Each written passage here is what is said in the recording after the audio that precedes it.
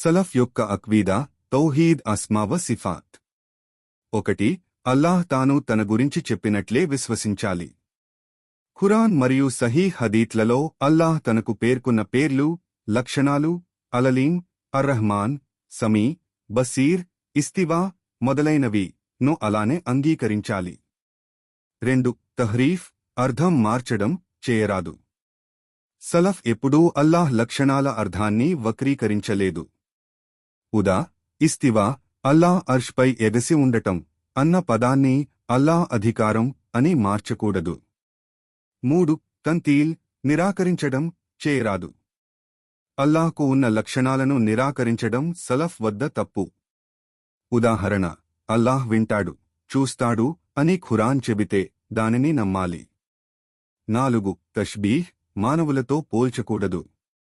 అల్లాహ్ లక్షణాలను మనుషుల లక్షణాలతో పోల్చరాదు.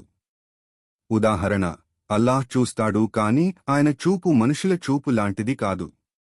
5. తకీఫ్ లక్షణం ఎలా ఉందో ఊహించడం చేయరాదు. అల్లాహ్ ఎలా వింటాడు, ఎలా అర్ష్పై ఉన్నాడు అని ఊహించడం సలఫ్ వద్ద అనుమతించబడలేదు. ఎందుకంటే లేసక మీస్లీ షై ఆయనలాంటివాడు ఎవ్వరూ లేరు. సలఫ్ యొక్క ప్రసిద్ధ నియమం ఇమ్రారు హా కమా జాత్ బిలా కైఫ్.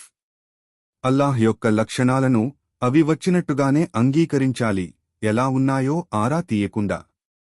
సారాంశం సలఫ్ యొక్క అక్వీదా ప్రకారం అల్లాహ్ యొక్క పేర్లు, లక్షణాలు ఖురాన్ హదీత్లో ఉన్నట్టుగానే విశ్వసించాలి.